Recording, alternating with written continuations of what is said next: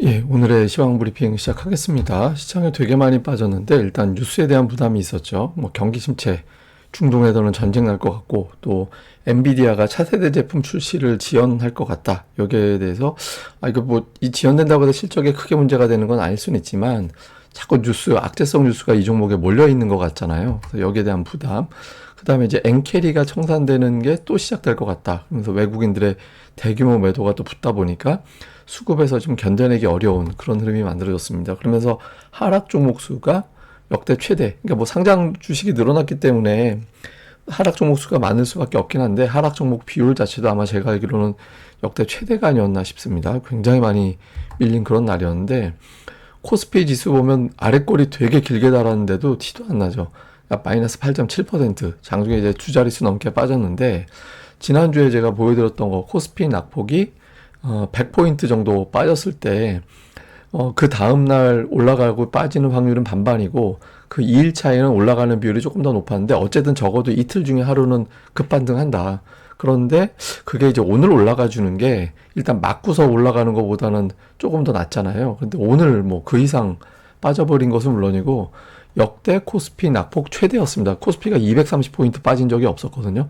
이 앞에 200포인트대로 빠진 적은 없었기 때문에 역사상 가장 많이 이제 빠졌던 그런 하루가 됐고, 근데 막판에 꼬리가 좀 달렸잖아요. 꼬리 달렸던 건 이제 연기금이 코스닥 코스피 시장에서 오후 들어서 매수를 붙였거든요. 그러니까 뭐 연기금 쪽에서 매수가 쭉 붙다 보니까 이제 코스피가 더 빠지진 않고 낙폭을 줄였고 연기금 붙는 걸 보고 외국인들이 선물을 이제 매수 쪽으로 돌려서 지수 낙폭을 그나마 좀 줄이는 그런 모습을 보였습니다. 근데 어쨌든 시장이 이렇게 빠지는데 일조한 거는 삼성전자 오늘 10.3% 빠졌거든요.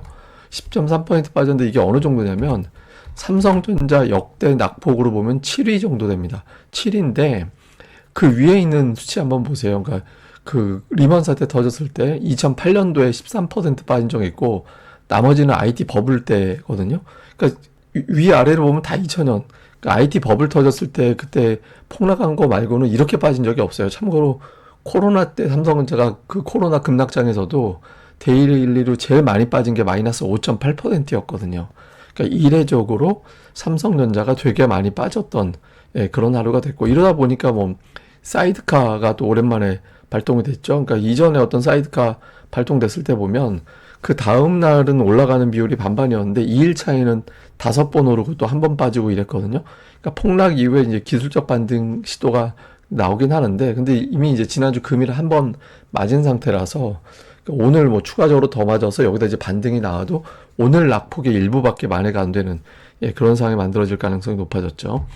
그리고 이제 외신에서 보는 이렇게 시장이 빠진 이유를 보면 외신에서는 크게 이 정도로 보는 것 같아요. 그러니까 미국의 경기 침체 우려가 아시아 증시를 눌렀다 이렇게 보는 시각이 있고 또 일본의 매파적인 통화 정책으로 인해서 이게 엔캐리 자금이 넘어가는 거다. 뭐 이런 취재 기사 내용 이런 것들이 있었고 또 금리 인하가 너무 늦었다. 심지어 이제 일론 머스크 같은 경우는 연준이 어리석게도 금리를 너무 늦게 내린 거다.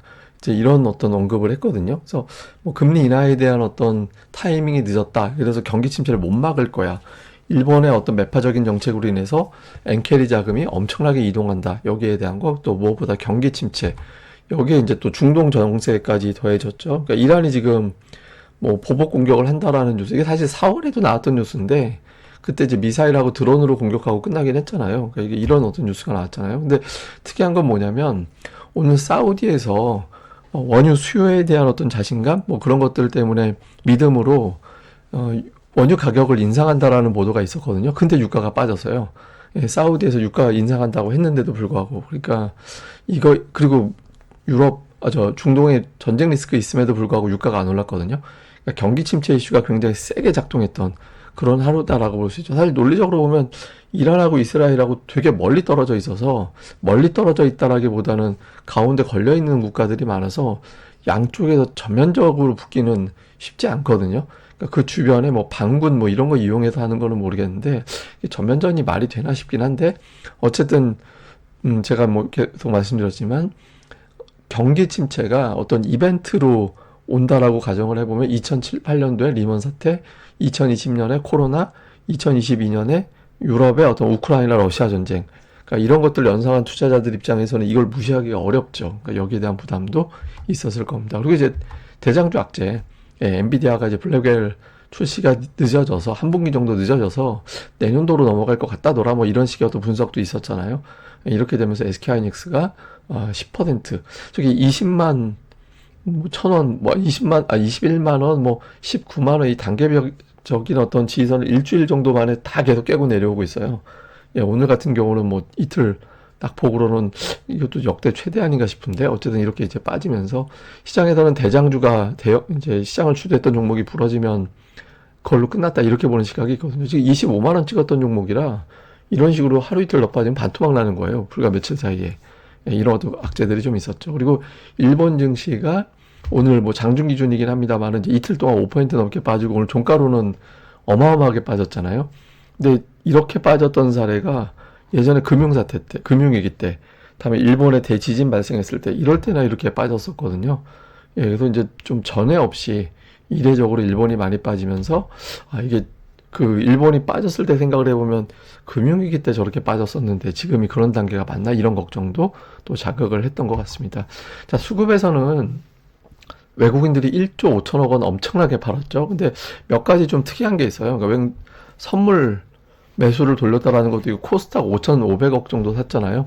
코스닥 순매수 규모가 역대 5위 안에 들어갑니다. 외국인들이 오늘 순매수한 규모가. 물론 순매수를 뭐 몇천억 했다라고 해서 그게 반드시 시장이 돌아섰다 이런 징크 통계는 없어요. 근데 어쨌든 규모 면에서 보면 개인들이 코스닥을 무려 7천억 원 가까이 판 것도 되게 특이하죠. 어쨌든 외국인들이 5,500억이나 매수했고 선물 같은 경우는 더 이상 매도할 여력이 없는 것 같은데 근데 이제 지난주에 선물을 막판에 3만 계약 마이너스에서 마이너스 2만으로 줄였었잖아요. 그래서 만 계약 정도 있었는데 그걸 만 계약을 마저 오전에 때렸다가 오후 들어서는 쭉 사들여가지고 매수로 뒤집었거든요. 그리고 개인들이 풋옵션을 1,200원 매수한 경우가 있나 모르겠어요. 그러니까 제가 알기로는 역대 최대 매수거든요. 그리고 외국인들은 또 풋옵션은 매도를 해버렸고 그래서 조금 오늘 파생 쪽에서도 변화가 되게 심했습니다. 오늘 듣기로는 파생에서 1,000배짜리 터졌다는 것 같더라고요. 그러니까 1,000배짜리 옵션이 터졌다더라 뭐 이런 이야기도 있던데 어쨌든 저는 우리나라 위클리 이런 거 좀 없앴으면 좋겠어요. 하여간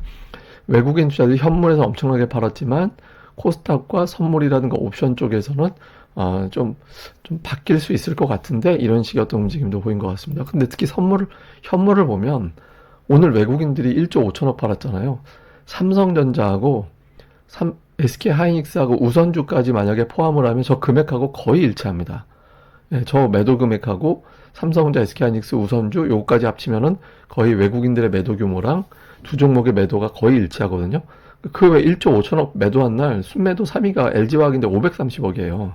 그러니까 어쨌든 매도상으로는 시가총액 상위를 거의 대부분 팔긴 했지만 매도면에서 보면은 두 종목에 집중을 했다. 그러니까 약간 의심스러운 건 파생 쪽 선물 옵션 쪽 영향도 좀 있었던 것 같다라는 추정도 되죠. 그러니까 매수한 건 뭐 한미반도체를 오히려 매수를 했고 이런 날, 다음에 뭐 삼양식품 매수한 거 외에는 뭐 이렇게 사실 업종으로는 그렇게 특이한 점은 없었습니다. 그 외에는 그다음에 기관은 보시면 다 ETF잖아요. 이런 날 뭐 지저분하게 ETF만 잔뜩 매매를 했고 매도 쪽에 삼성전자 그래도 좀 많이 매도를 하는 모습이 있었고 2차전지 LG에너지솔루션, 포스코 퓨처엠 이런 식으로 이제 2차전지 관련된 종목과 자동차를 좀 담는 그런 움직임이 있었습니다. 그다음에 코스닥 쪽에서는 외국인들은 대규모 매수한 날 쳐놓고 순매수 1위 종목의 규모가 그렇게 크진 않거든요. 그러니까 그냥 고르게 쫙 뿌려서 한 거예요. 그리고 이제 제약바이오 계열의 종목이 상당히 많이 포진해 있었다 정도가 특징. 그다음에 기관 투자자들은 이제 에코프로, BM, 에코프로 이런 2차전지 관련된 종목군들, 그 다음에 반도체 종목군들을 빠지는 걸 이용해서 좀 담는 그런 시도가 있었습니다. 자, 관전 포인트는 오늘 미국에서 ISM 서비스업 지수 나오는데 지난주 미국이 급락했던 첫 번째 단초를 제공했던 게 ISM 제조업 지수거든요. 그러니까 제조업 지수는 쉽게 얘기해서 이제 공장에서 근무하는 그 구매 관리자들이 대답하는 설문. 서비스업 지수는 이제 공장이 아니라 이제 매장이나 뭐 이런 거 있잖아요. 그런 데서 이제 하는 거. 근데 미국은 소비가 경제에서 차지하는 비중이 70이고 제조업은 10%밖에 안 되잖아요. 그래서 서비스업 데이터가 어떻게 나오는지가 되게 중요하거든요. 근데 이게 이제 멀쩡하게 나오면 이제 시장에서는 아예 우리가 오버했구만 이렇게 되는 거고 이것도 만약에 쇼크스럽게 나오면 좀 이상해지고 이렇게 되는 거죠. 다음에 이제 대형주 애플, 엔비디아가 지금 그 데이거래에서 오늘 장중에 뭐 100달러 밑으로 내려갔었다. 그러니까 이런 이야기도 좀 돌았잖아요. 그래서 애플과 엔비디아 같은 대형주들이 견뎌내는 그런 흐름이 나와주는지도 되게 중요하고요. 그리고 특히 내일장에서 원래 통계상으로는 급락 이후에 이틀 이내 급반등, 하루 정도, 그리고 다시 빠지는 한이 있어도 그런 패턴이 나왔거든요. 그러니까 이 통계대로면 화요일에 증시가 급반등을 해야 돼요. 근데 만약에 그렇지 못하게 된다면 사실상 그 증시는 금융위기 때 2008년도 10월 장세 같이 가게 된다라는 의미가 되는 거라 이거 굉장히 좀 무서운 하락이 또 나올 수도 있죠. 그러니까 화요일 증시에서 이런 흐름이 나오게 되는지. 근데 오늘 특징이 하락 종목 수 사상 최대인데 하한가 종목이 양시장 합쳐서 2개밖에 없었어요. 그러니까 이게 오후에 이제 밀리고 한 게 제가 보기엔 오늘 신용이 되게 많이 털린 것 같거든요. 내일 아침에 이제 반대 매도 한바탕 나오겠죠. 그 반대 매도를 매도의 피크로 보고 이제 좀 종목들이 움직임이 나오느냐, 아니면은 신용이 아니라 이제는 정말 완전히 경기에 대한 어떤 문제 이런 쪽으로 넘어가게 되느냐, 요걸 좀 봐야 될 것 같습니다.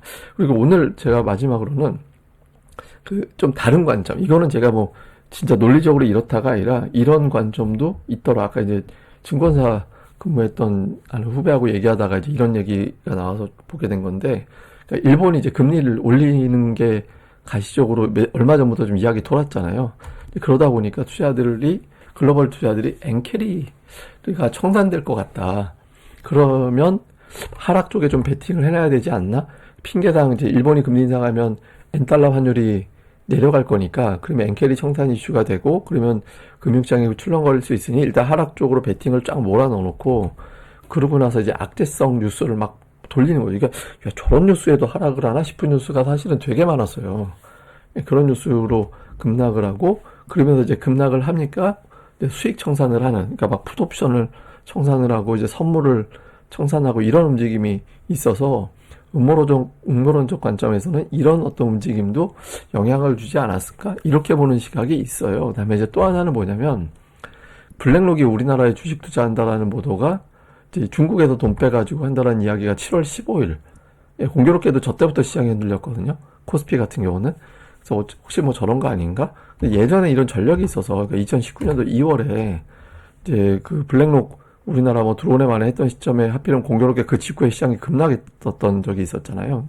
뭐 하여튼 그때를 연상을 해서 또 타이밍상 들어오기 전에 뭐 눌러놓은 거 아니냐, 뭐 이런 식의 어떤 음모론까지 돌아요. 그런 시각이 있다라는 거지. 뭐 저는 논리적으로 저게 맞다 이런 게 아니라, 하여간 좀 시장이 안 좋다 보니까 별의별 어떤 이야기들이 흉흉하게 돌고 있다. 그러니까 심리가 그만큼 안 좋다라는 거죠. 근데 이거를 뒤집는 건 결국에는 이제 반등이 약이 될 수밖에 없거든요. 그래서 화요일장에서 굉장히 센 반등이 나와야지, 그렇지 않다라면 지금 시장 자체가 이제 매도에 익숙해져 있는 상황이라, 그리고 이제 여기서 빠지면 신용이 상당히 털렸을 거예요. 오늘 같은 날.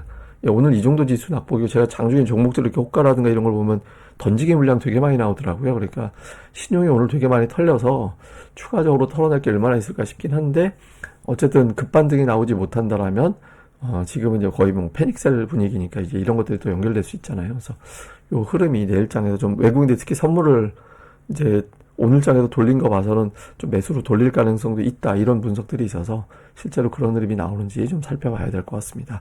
어쨌든 기운들 내시고요. 시장이 이렇게 빠져도 계속적 반등 몇 번씩 주고 또 빠지기도 하거든요. 그래서 그럴 때 또 생각을 정리해 볼 수 있는 기회가 또 오니까 또 차분하게 또 이럴수록 좀 마음을 다스리는 것도 되게 중요할 것 같습니다. 그럼 저는 또 다음에 뵙겠습니다. 이 방송 구독하기 그리고 좋아요 꼭 부탁드립니다. 감사합니다.